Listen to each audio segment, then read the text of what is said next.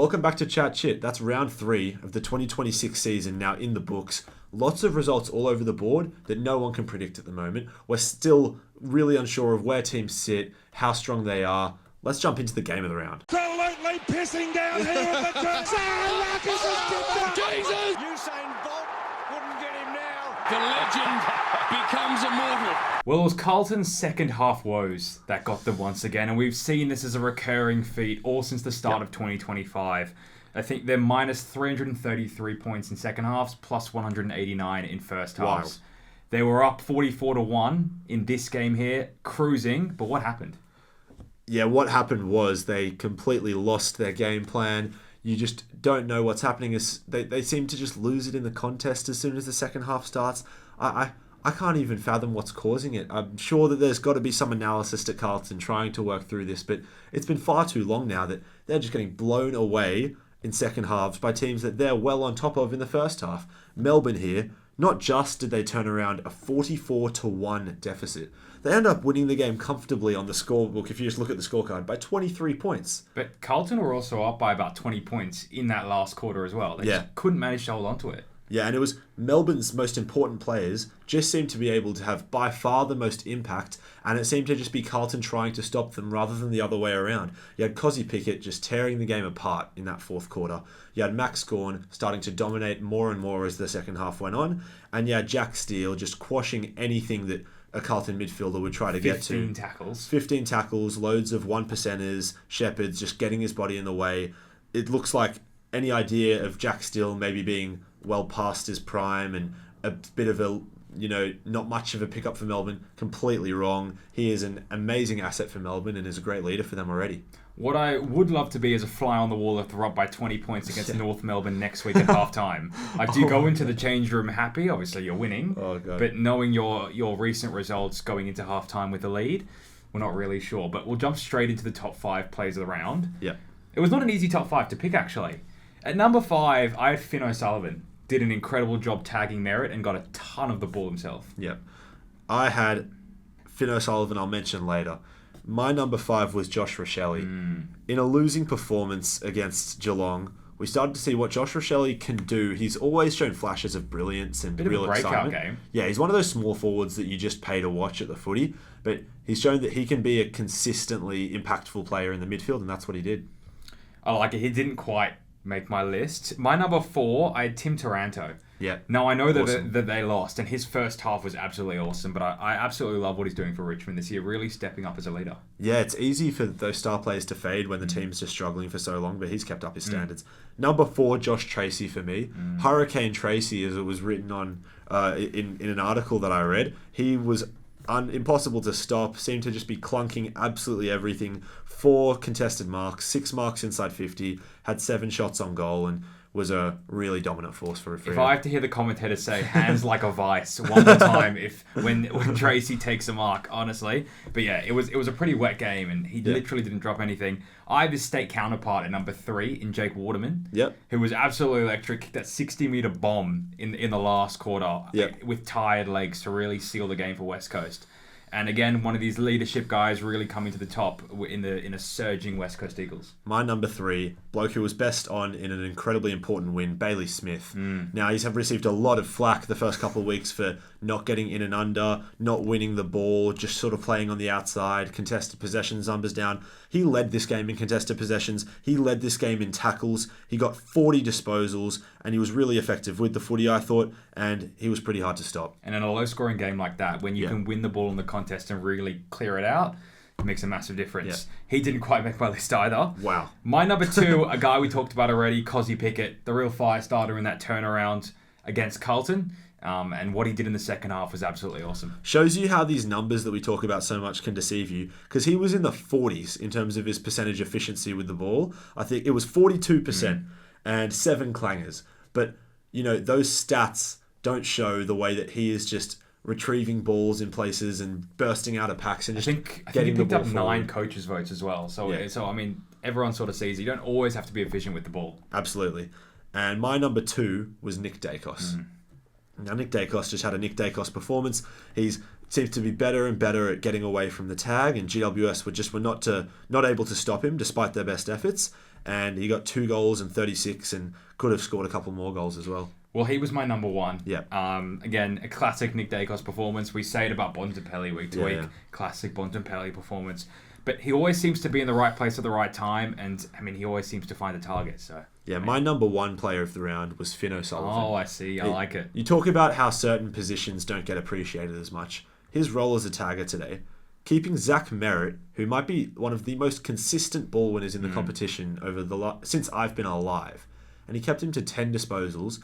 I think the lowest without an injury in his entire career, or at least since his rookie year. Like, I've never seen a tagging performance quite as successful as this. Maybe apart from that Finn McGuinness against Nick Dacos a couple of years ago. The ice but block. Not just was he able to just completely quash Zach Merritt like we've never seen, but got 24 disposals of his own, 2 goal assists, and he just was incredibly useful with the footy as well. Unbelievable performance from Finn O'Sullivan. Another bit of a breakout game for him. Yeah. And, I mean, these top draft picks, like we saw for West Coast, are really starting to show as well for North Melbourne. We'll jump straight into the next segment, a segment we did a couple of weeks ago.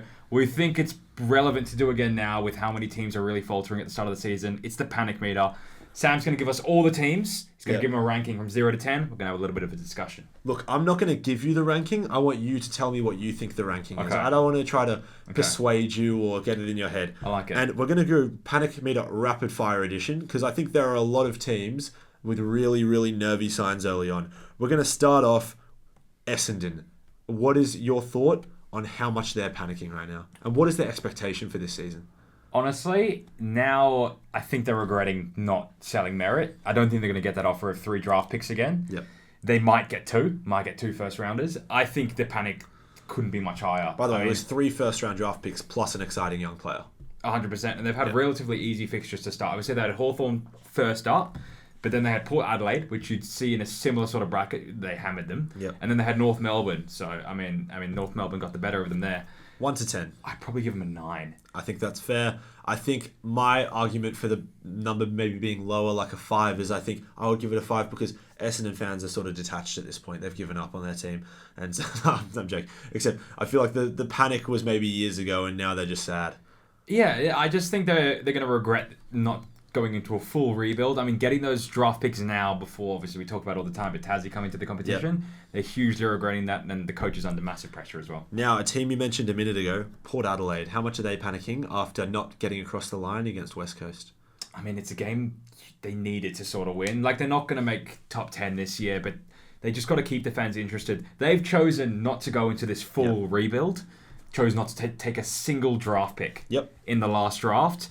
And when you see some of their guys in their team that are playing that game this early on in the season who don't quite look AFL standard, it's really worrying signs. You're not really sure where Butters is going to play next year. You're not really sure where their team's going to look, what their team's going to look like. I think where we do know Butters will be playing is not in Port Adelaide. Yeah, unfortunately. And I think I wouldn't go too high. I don't know what expectations were for Port Adelaide before the season. I think they said, finals. I mean, every team sort of says finals, and they chose not to go into a full-fledged rebuild. Go a 7. I think a 7's Not taking a draft pick just looks so ugly now. It does. Just as a reminder, they've played the bottom 3 teams from last year, West Coast, North, and Essendon, and they've only won one of those. And they've got Richmond coming up, and I'd say that's a pure 50-50 at this point. Yeah. And now we've got GWS, who have all of these injuries, and the season seems to be starting to get away from them. 1 from 4 with a pretty shocking percentage. How much are they panicking that they can keep it together before the players come back? Well, I think what we said about the Swans a lot last year was if they can just get enough wins when those players come back, they'll be okay. But you do need to bank those wins. And Tom Green's not really coming back. Tom Green's not coming back. Obviously, Sam Taylor's coming back, but no, you never know how someone is after a semi-long injury. I think they'd be. I reckon around a 4 or a 5. I wouldn't say panic stations 100%. They were in the game against St Kilda a couple of weeks ago, lost by 4 points. They haven't been. I mean, I'd say 5. I think 5's fair. I also think when you've had a long period of such consistent success as a side, one season when things really aren't going your way, you sort of get a pass. Yeah. From your fans and from the media. I'm going to go next with St Kilda. Also have played 4 games. GWS and St Kilda both have the bye now this week. St Kilda sit at 1 win from 4 as well. How are they feeling? It's not quite the start that they were looking for. You know, the record membership numbers, they've spent all this money. they needed to sort of start the season hot, build that bit of confidence, bank the wins early is really important. We talk about it all the time. And you were texting me during that St Kilda Brisbane game. What was the comment you made to me? You said, I think this is Auskick stuff. It was the lowest quality first half especially game I think I'd ever seen. It was a really disappointing watch. Not sure what was wrong with the ball, but they couldn't find the middle of their foot, both teams. I'd say probably a 6 for St Kilda. Yeah. Like you'd think with the talent that they have, the acquisitions, they're still going to be in finals. They're just not going to be in the relevant part of finals. You think they're still going to make top 10? I think they'll make the top 10, but they might be like 9th or 10th. And I don't think that gets you anywhere in finals. 1 from 4 they sit, and then the final team that we mentioned earlier, the second half woes, is Carlton. Carlton's an interesting team. Yeah. The confidence levels from the fans are really low. We've all seen Dan Gorringe's stories when he's really hyped at halftime and see his reaction after the game. I think there's huge pressure on the coach. It seems like everyone's sort of lost trust in Voss. I'd rank this one a little bit higher. I'd say around a 7 or an 8. I think there's Carlton starting to panic. Again, bar Jagger Smith, not a huge amount of young talent coming through. Yeah. And they probably struggle to get out of the bottom 4 this year. Yeah. Carlton fans or fans of any of those 5 teams, let us know how much you're panicking from 1 to 10. Now let's get into the footy pyramid. I'll jump straight into it. We have 2 outs. Zorko is out of the pyramid, had an okay game, and Charlie Cameron is out of the pyramid. Moving straight into the 5th tier, Sam Walsh is going to move down, had an okay game, wasn't too effective with the ball. Josh Dacos is going to hold his spot. Wilkie is going to enter the pyramid. Yeah, he's has huge. been the front runner to be an All-Australian back this year. Yep. And Caleb Sarong is going to enter the pyramid as well. Has been exceptional. It's just going to see what happens when he gets if he gets tagged more often throughout the season. And Nick Blake is just going to hold a spot in the bye. Going into the 4th tier, John Newcomb, Justin McInerney, and Jack Gunston are all going to hold their spots on the bye, and Max Gorn's going to move up a tier. Yeah. Into the 3rd tier, all stays the same. Ed Richards is going to hold a spot in the bye. Clayton Oliver had a really good game. He's going to hold a spot in the bye. Hold a spot. Tuke Miller is going to hold a spot on the bye. Moving into the 2nd tier, Jack Sinclair is going to hold a spot. Nick Dacos is going to hold a spot in the 2nd tier, and I'm going to keep Bontempelli on top of the pyramid on the bye. I'm liking it. Now time for the better segment, the power rankings. Still sitting on the bottom of the power rankings is Essendon, and we moved them there last week, made the bold call, and they've earned their spot there. Richmond at 17, and now making the big drop is Port Adelaide into 16. Highly concerning, just the lack of depth in Down that 3 22. spots. Yeah, in terms of looking at bottom 6s and sides, they're one of the most concerning bottom 6s, just a complete lack of depth. West Coast in 15, which is probably look really exciting. Yeah, it's the excitement level is probably top 3 in the league. I think when we made this power rankings in round 0, I think we had them on the bottom with 0 expectation of moving above that. Yeah, well, it's great that we're finally seeing those really positive signs from West Coast. It's taken a few years now, but we're seeing it. It's amazing what you can do with 2 number 1 draft picks. Absolutely. Carlton now in 14, with the loss against Melbourne. North Melbourne moved back up to 13. Yes, it was against Essendon, and they didn't get a huge dominant win, but they showed a lot of good signs, and I'm going to keep them there with 2 wins from 3.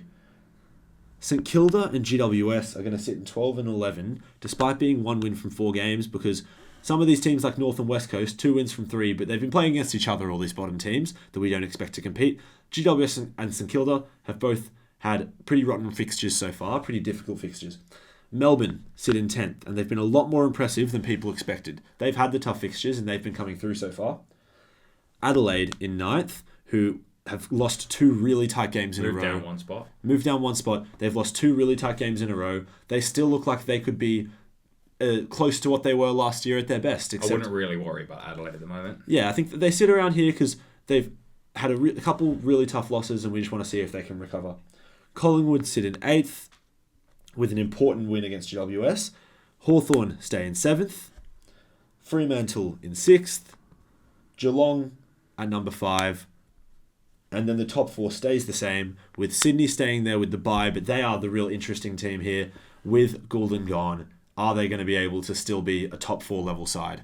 Yet to be found out. Brisbane at number 3. Bulldogs and then Gold Coast stay at 2 and 1, the 2 dominant teams that have not really taken a step wrong so far this season. Well, one thing I want to mention from the round coming up in round 4 is get your popcorn out on Sunday night because the Dogs are playing Essendon at Marvel Stadium.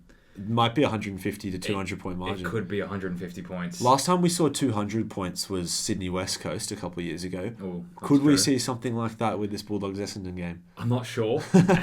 We've talked about it a little bit this episode with Tasmania coming into the AFL. There's been a lot of talk in the media this week about enough talent to support a 19th team. Yeah. Should they have relocated a team to Tasmania? Maybe.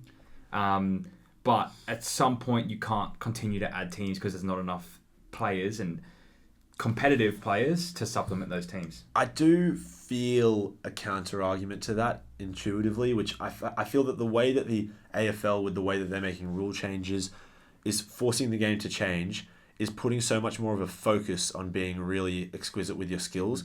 The way that footy was played maybe 15, 20 years ago in the early 2000s was all about just win contests, get the ball forward, and it wasn't so much about, slick handballs and having to, always pick out the 30-metre kicks and everything. And now that is what the game is all about, all this sort of uncontested stuff and skill-based quick ball movement, it gets highlighted so much more. You get so many more of those errors. And I don't know if there's less talent than there was 10, 15 years ago, but I think there is a case to be made that some of the footy we're watching isn't quite as attractive. I guess it might just be a little bit reactive to how we've started this year.